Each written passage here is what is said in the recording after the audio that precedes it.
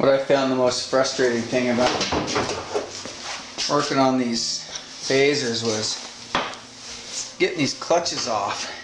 My air impact just didn't have enough oomph for it, so I discovered this trick. You just get this out of the toolkit. It's a 22 millimeter. I think it was made for this. Someone else can answer for that. And then I just hit it a few times with a 3-pound hammer and it pops this bolt right off normally. But I think you might have saw in my other video. I've been using this more and more. It gets the job done right now. It's got a lot of power.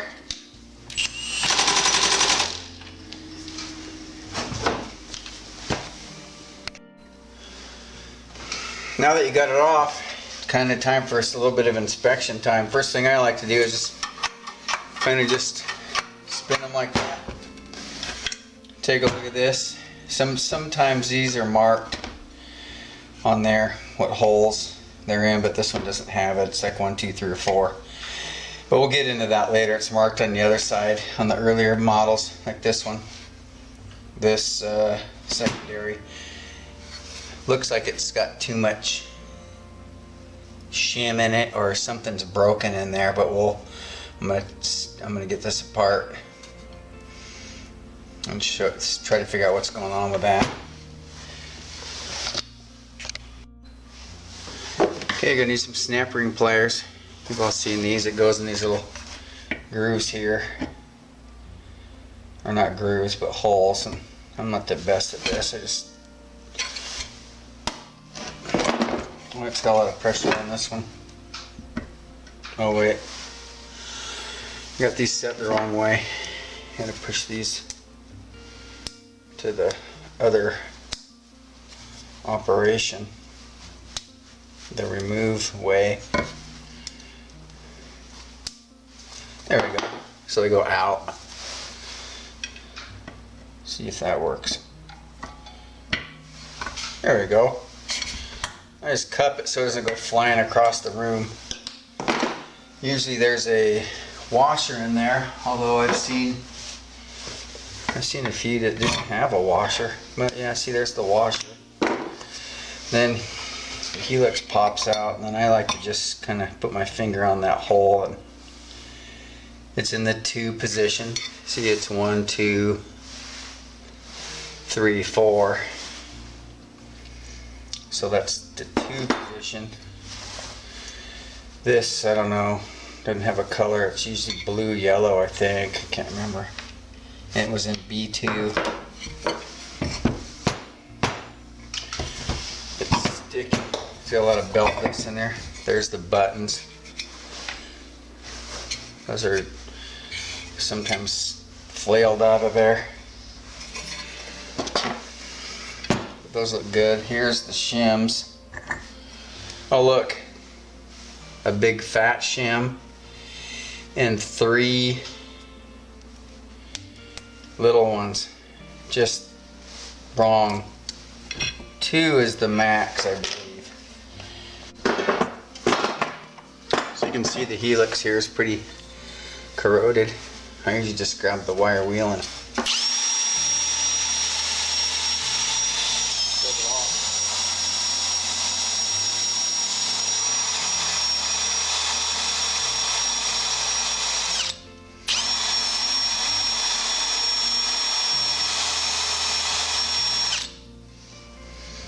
see the difference there. It only takes a few minutes. Different faces.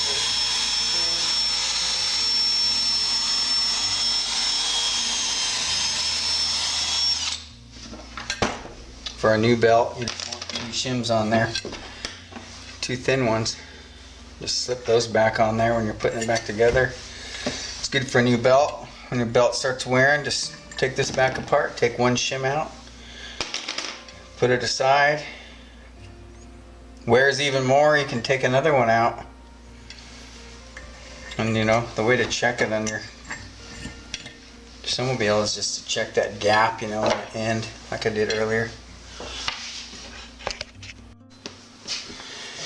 Okay, you're gonna get a kick out of this when I try to get this spring back in there. It's always kind of comical. I feel like I've done it enough times I could probably video this, but anyway, you just stick it in. I usually go for B2 or, you know, read on totallyyamaha.com and put it on there, but here's the 2. I've got it in the B. Put it in the 2. And it also has the spline on there. You know, this thing's got splines on it. And then find your snap ring and washer. Get that ready to go. This is always the fun part. Trying to twist this thing over one past B2. Let me see in there. And down. Just hold that on there. Get your snap pliers ready. Get that lined up there and hope for the best. Usually takes a couple tries because you're trying to hold pressure. Torsional pressure with your one hand. And then always seems to sort of slip down when you're getting the snap ring pliers in these holes. But it is possible to get it on just like so. Then just test it. You know, that's all these secondaries need to do. I went with one shim because I tend to run a lot of old belts. Taking in old sleds, you end up with a lot of old belts. So all this stuff just goes in a box in case one shows up without. Anyway, that's all there is to it. Hope you get something out of that. Thanks for watching.